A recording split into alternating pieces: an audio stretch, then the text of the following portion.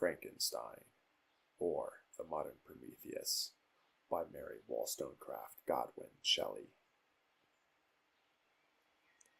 To Mrs. Saville, England. Archangel, 28th March, 1700 something.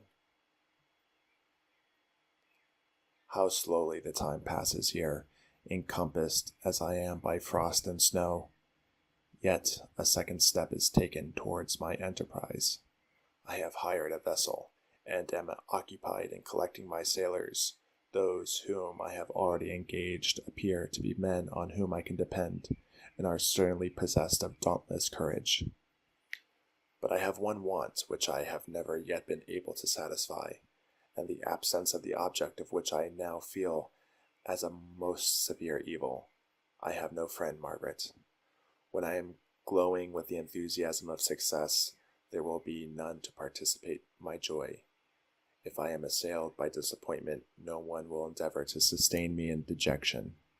I shall commit my thoughts to paper, it is true, but that is a poor medium for the communication of feeling.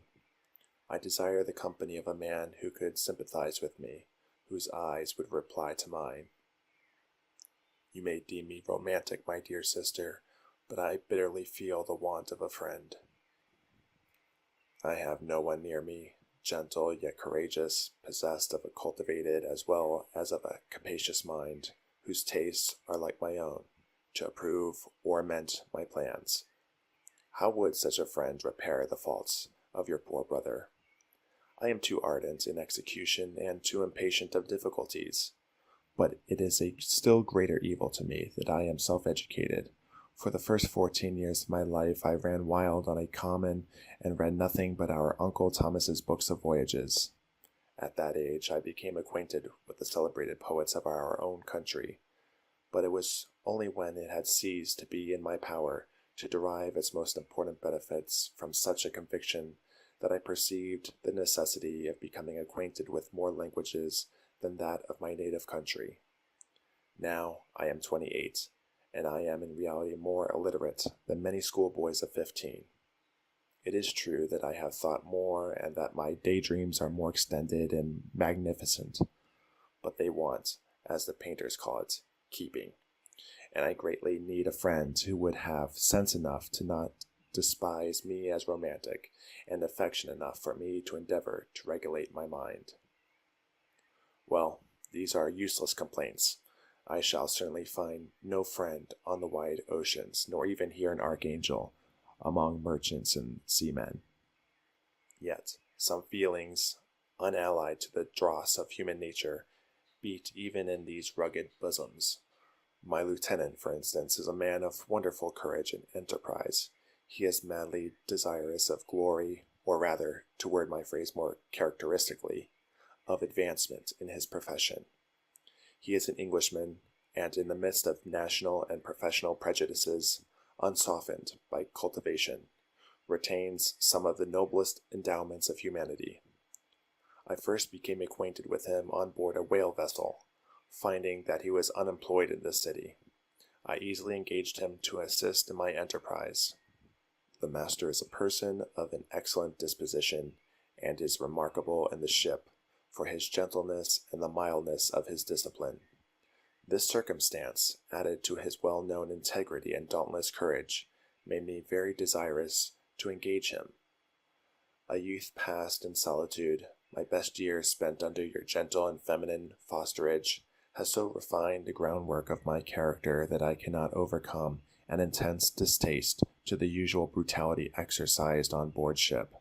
I have never believed it to be necessary, and when I heard of a mariner equally noted for his kindliness of heart and the respect and obedience paid to him by his crew, I felt myself peculiarly fortunate in being able to secure his services. I heard of him first in rather a romantic manner from a lady who owes to him the happiness of her life. This briefly is his story. Some years ago, he loved a young Russian lady of moderate fortune, and having amassed a considerable sum in prize money, the father of the girl consented to the match. He saw his mistress once before the destined ceremony, but she was bathed in tears, and throwing herself at his feet, entreated him to spare her, confessing at the same time that she loved another, but that he was poor and that her father would never consent to the union. My generous friend reassured the suppliant, and on being informed the name of her lover, instantly abandoned his pursuit.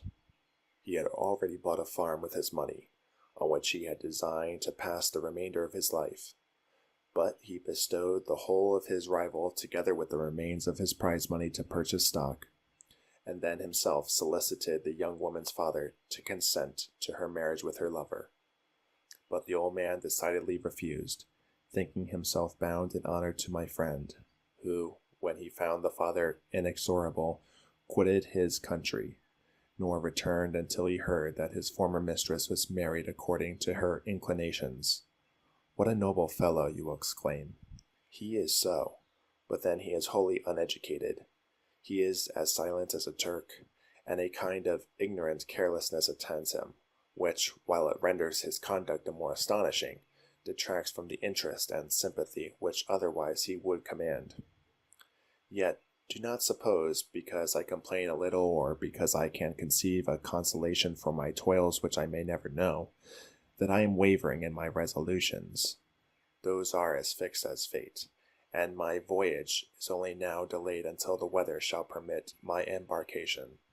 The winter has been dreadfully severe, but the spring promises well, and it is considered as a remarkably early season, so that perhaps I may sail sooner than I expected. I shall do nothing rashly. You know me sufficiently to confide in my prudence and considerateness whenever the safety of others is committed to my care. I cannot describe to you my sensations on the near prospect of my undertaking. It is impossible to communicate to you a conception of the trembling sensation, half pleasurable and half fearful, with which I am preparing to depart. I am going to unexplored regions, to the land of mist and snow, but I shall kill no albatross. Therefore, do not be alarmed for my safety, or if I should come back to you as worn and woeful as the ancient mariner. You will smile at my illusion, but I will disclose a secret. I have often attributed my attachment to my passionate enthusiasm for the dangerous mysteries of ocean, to that production of the most imaginative of modern poets. There is something at work in my soul which I do not understand. I am practically industrious, painstaking, a workman, to execute with perseverance and labor. But besides this, there is a love for the marvelous, a belief in the marvelous, intertwined in all my projects, which hurries me out to the common pathways of men, even to the wild sea and unvisited regions I am about to explore.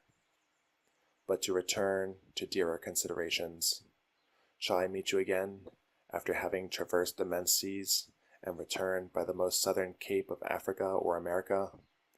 I dare not expect such success, yet I cannot bear to look on the reverse of the picture. Continue for the present to write to me by every opportunity. I may receive your letters on some occasions when I need them most to support my spirits. I love you very tenderly. Remember me with affection, should you never hear from me again. Your affectionate brother, Robert Walton.